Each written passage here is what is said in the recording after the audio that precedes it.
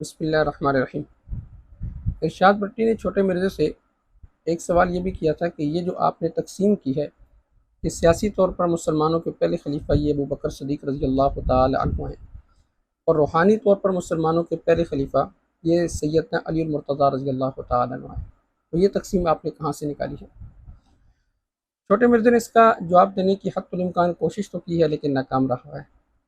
اس پر اس نے جو دلیل دی ہے کہ نبی اکرم صلی اللہ علیہ وسلم کے علوم کے جو وارث ہیں وہ سیدنا علی المرتضیٰ رضی اللہ تعالی عنہ ہیں، اور جتنے خلفاء تھے وہ سارے سیدنا علی المرتضیٰ رضی اللہ تعالی عنہ سے مشورہ کیا کرتے تھے، اور ہر معاملے میں حضرت علی سے وہ مشورہ کر کے چلتے تھے۔ تو وہ کہتے تھے کہ آپ اس کو اگر یوں ریزالو کریں نا، کہ آپ کہتے ہیں کہ ہم ان کو سکسیسر مانتے ہیں، تو آپ یوں کہہ لیں کہ روحانی طور پر سیدنا علی اس حوالے سے نبی اسلام کے علم کے وارث ہیں، کیونکہ علم کے اعتبار سے تو ٹاپ کے اوپر تھے، وہ چیف جسٹس تھے۔ پہلے خلیفہ کون تھے؟ سیدنا ابوبکر رضی اللہ تعالیٰ عنہ۔ تو پھر تو روحانیت میں اب کہاں آپ سے آ کو گئی؟ سرکار آپ پھر اپنے روایتی انداز سے وہ بات کو گھما کر بنو امیہ کے اوپر لے آئے کہ بنو امیہ نے خلفائے راشدین کے ساتھ وفاداری نہیں کی۔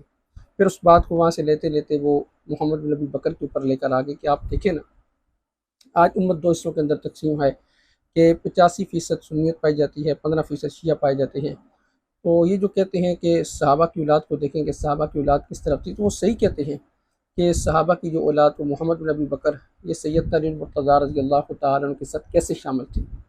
کہ آپ کہتے ہو صحابہ کی اولاد، تو محمد بن ابی بکر تو حضرت ابوبکر کے بیٹے تھے جو حضرت علی کے ساتھ تھے۔ تو وہ اپنے روایتی انداز سے جو رٹی رٹائی کہانی تھی چھوٹے مرزا نے، وہ ارشاد بٹی صاحب کو سنانے کی کوشش کی۔ اسی لیے تو ہم علماء کہتے ہیں کہ بھائی آپ بجائے کسی اینکر کے ساتھ بیٹھنے کے یا اس سے یہ دعوت دینے کے کہ آپ سب مکاتب فکر سے تیاری کر کے آ جائیں، آپ کسی عالم کے ساتھ بیٹھ جائیں تاکہ یہ روز روز کی جو کھچ کھچ ہے یہ ختم ہو جائے۔ دیکھیں، پہلی بات تو یہ ہے کہ یہ جو آپ نے تقسیم کی ہے کہ مسلمانوں میں سیاسی خلیفہ جو پہلے تھے وہ ابو بکر صدیق، اور روحانی طور پر جو پہلے خلیفہ ہیں وہ سیدنا علی المرتضیٰ رضی اللہ تعالیٰ، یہ تقسیم آپ نے غلط کی ہے۔ سیاسی طور پر بھی مسلمانوں کے پہلے خلیفہ ابو بکر صدیق رضی اللہ تعالیٰ عنہ ہیں، اور روحانی طور پر بھی مسلمانوں کے پہلے خلیفہ وہ ابو بکر صدیق رضی اللہ تعالیٰ عنہ ہیں۔ مشہور حدیث ہے جس میں نبی اکرم صلی اللہ علیہ وسلم نے کہا کہ ابو بکر صدیق سے کہیں کہ وہ نماز پڑھائیں۔ وہ عائشہ صدیقہ رضی اللہ تعالی عنہ نے کہا کہ ابو بکر صدیق رضی اللہ تعالی کے علاوہ کسی اور کو کہہ دیں، وہ رقیق القلب انسان ہیں، تو وہ آپ کے یہ مسئلے پہ کھڑے نہیں ہو سکیں گے۔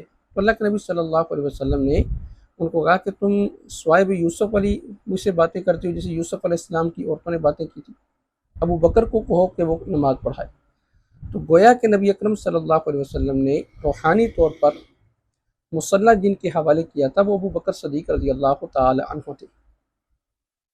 اور دوسرا جو آپ بات کو کھینچ کھانچ کر بنو امیہ کے اوپر لے کر آگے، تو سیدنا عثمان غنی رضی اللہ تعالیٰ عنہ ان کا تعلق کون سے خاندان سے تھا؟ آپ بتلائیں۔ ان کا تعلق بنو امیہ کے ساتھ تھا۔ کیا ان کا پورا مدعا اور الزام اٹھا کر وہ سیدنا علی المرتضیٰ یا قریش پر ڈالا جا سکتا ہے؟ ظاہر بات ہے کہ جب ان کی شہادت ہوئی تو سیدنا علی المرتضیٰ وہ بھی مدینہ کے اندر تھے، سیدنا حسن مدینہ کے اندر تھے، سیدنا حسین مدینہ کے اندر تھے، تو کیا ان کی شہادت کو اٹھا کر ان پر ڈالا جا سکتا ہے؟ یہ جو آپ کہتے ہیں کہ بنو امیہ نے خلفائے راشدین کے ساتھ وفاداری نہیں کی، ہمارا تو بنیادی موقف بنو امیہ سے جو اختلاف ہے وہ اسی بنیاد کے اوپر ہے کہ بنو امیہ خلفائے راشدین کے ساتھ انہوں نے وفاداری نہیں کی، سیدنا ابوبکر، عمر، عثمان و علی کے ساتھ رضی اللہ عنہم اجمعین وعلیہم السلام اجمعین۔ تو یہ غلط بات ہے۔ باقی رہے گی محمد بن ابی بکر۔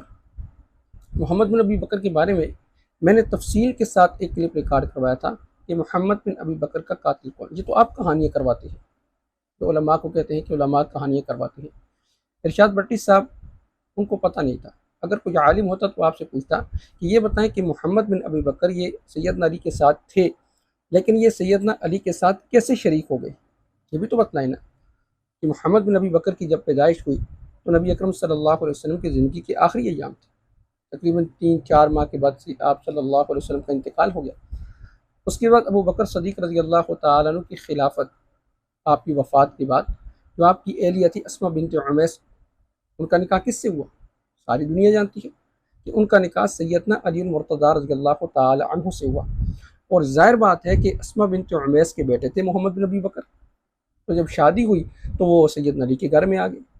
اب ظاہر بات ہے کہ ان کی پرورش سیدنا علی کے گھر میں ہوئی، اور سیدنا علی المرتضیٰ رضی اللہ تعالیٰ کی حیثیت ان کے لیے ایک والد کی حیثیت تھی، تو ظاہر بات ہے کہ بیٹے کا رجحان اپنے والد کی طرف ہوتا ہے۔ اس لیے محمد بن ابی بکر وہ سیدنا علی المرتضیٰ رضی اللہ تعالیٰ کے ساتھ ساتھ تھی۔ باقی یہ کہنا کہ آپ دیکھیں نا ابو بکر صدیق کی اولاد کس کے ساتھ ہے، ابو بکر صدیق رضی اللہ تعالیٰ کی اکیلی اولاد محمد بن ابی بکر تو نہیں ہے، آپ کی اولاد کے اندر تو عائشہ صدیقہ رضی اللہ تعالی عنہا بھی ہے، آپ کی اولاد کے اندر تو عبد الرحمن بن ابی بکر بھی ہے۔ تو محمد بن ابی بکر کے بارے میں جن روایات کا آپ سہارا لیتے ہیں، آپ تبری کی روایات کا سہارا لیتے ہیں، تو تبری کے اندر تو یہ بھی لکھا ہوا ہے کہ عائشہ صدیقہ رضی اللہ تعالی عنہا نے یہ محمد بن ابی بکر کو سمجھانے کی کوشش کی تھی کہ یہ جو عرب کے بھیڑیے ہیں یہ تو اس سے ناجائز کام کروانا چاہتے ہیں۔ اور یہ بھی لکھا ہوا ہے کہ محمد بن ابی بکر کے دل کے اندر قیس بن سعد کے بارے میں کینہ پایا جاتا تھا، اور یہ بھی تبری کے اندر ہی لکھا ہوا ہے کہ سیدنا علی المرتضیٰ رضی اللہ تعالیٰ نے ان کی جلد بازی کی وجہ سے جنگ انہوں نے جلدی شروع کر دی تھی، ان کو معطل کر دیا تھا، جس کی وجہ سے محمد بن ابی بکر وہ سیدنا علی المرتضیٰ رضی اللہ تعالیٰ سے ناراض تھی۔ یہ ساری باتیں آپ بتائیں، آپ حقائق بتائیں نا کہ وہ محمد بن ابی بکر وہ کیسے شامل تھے سیدنا علی المرتضیٰ کے ساتھ۔ اگر محمد بن ابی بکر ان کے ساتھ شامل تھے تو عائشہ صدیقہ رضی اللہ عنہ کے حقیقی جو بھائی تھے، جو والد اور والدہ دونوں کی طرف تھے عبد الرحمن بن ابی بکر، وہ کس کے ساتھ تھے؟ عبد الرحمن بن ابی بکر وہ عائشہ صدیقہ رضی اللہ تعالی عنہ کے ساتھ تھے جنگ کے اندر، ان کی بات آپ نہیں کرتے کہ وہ کس کے ساتھ تھے۔ تصویر کا ایک رخ دکھلایا جاتا ہے، وہ بھی توڑ موڑ کر کہانی کروا کے۔ باقی رہ گئی یہ بات کہ محمد بن ابی بکر وہ طلق بن خشاف کی جو روایت آتی ہے الموجم الکبیر للطبرانی کے اندر بھی، اور امام بخاری نے التاریخ الاوسط کے اندر بھی اس کو نقل کیا ہے، وہ بھی سنا دیں کہ طلق بن خشاف کہتے ہیں کہ جب سیدنا عثمان غنی رضی اللہ تعالیٰ عنہ کو شہید کیا گیا، اس کے بعد ہم مدینہ میں گئے حالات لینے کے لیے، تو کچھ لوگ تو سیدنا علی کے پاس چلے گئے اور کچھ عائشہ صدیقہ رضی اللہ تعالی عنہ کے پاس چلے گئے حالات معلوم کرنے کے لیے۔ اما جان نے یہ پوچھا نا کہاں سے آئے ہو؟ کہا بصرہ سے۔ کہا بصرہ کون سے قبیلے سے؟ کہا بکر بن وائل سے۔ کہا بکر بن وائل کی کون سی شاخ سے؟ کہا بنو قیس بن سالبہ سے۔ تو پھر انہوں نے کہا کہ آپ ہمیں یہ بتلائیں کہ سیدنا عثمان غنی رضی اللہ تعالی عنہ کو کیسے شہید کیا گیا؟ اما جان نے قسم کھا کر کہا تھا نا کہ ان کو ظلماً شہید کیا گیا، اور اس میں جو انہوں نے بددعا دی تھی کس کس کے بارے میں دی تھی، ان کے الفاظ بتلائیں، کس کس کا نام لیا تھا؟ تو اس میں عائشہ صدیقہ رضی اللہ تعالی عنہ نے محمد بن ابی بکر کا نام نہیں لیا، محمد بن ابی بکر کا نام لے کر بددعا دی۔ اور راوی کیا کہتے ہیں کہ اماں جان کی دعا من و عن پوری ہوئی، یعنی جس جس کے بارے میں دعا کی تھی، اس بددعا کی تھی، اس کو اماں عائشہ صدیقہ کی بددعا پہنچی ہے۔ یہ ساری باتیں بتائیں، لیکن جمہور علماء کا موقف یہ ہے کہ محمد بن ابی بکر اگرچہ وہ داخل ہوئے تھے سیدنا عثمان غنی رضی اللہ تعالیٰ کی طرف، وہ داڑھی مبارک کو پکڑا بھی تھا، لیکن جب ان کو عار دلوائی گئی تو انہوں نے داڑھی کو چھوڑ دیا، وہ قاتلین میں شامل نہیں تھے، اگرچہ وہ کوے کے اندر تھے لیکن قاتلین کے اندر نہیں تھی۔ یہ تو امت کا اس بات پر اتفاق ہے اور جمہور علماء نے اس بات کو نقل کیا ہے۔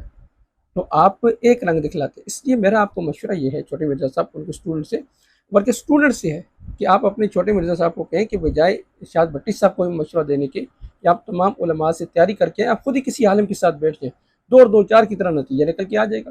اگر آپ ہمارے سامنے بیٹھتے ہم آپ سے کراس کوسچن کرتے، ہم آپ سے کہتے کہ یہ بتائیں کہ محمد بن ابی بکر وہ سید علی کے گھر کیسے چلے گئے، اگر ارشاد بھٹی صاحب کو نہیں پتہ تھا ہم آپ سے پوچھتے، پھر آپ بتلاتے، پھر ہم آپ سے کراس کوسچن کرتے، تو دنیا کو پتہ چل جاتا کہ آپ کہاں پر 2 نمبری کر رہے ہیں، اور فیصلہ آپ خود کریں کہ مرزا صاحب یہ کہانیاں کرواتے ہیں یا نہیں کرواتے۔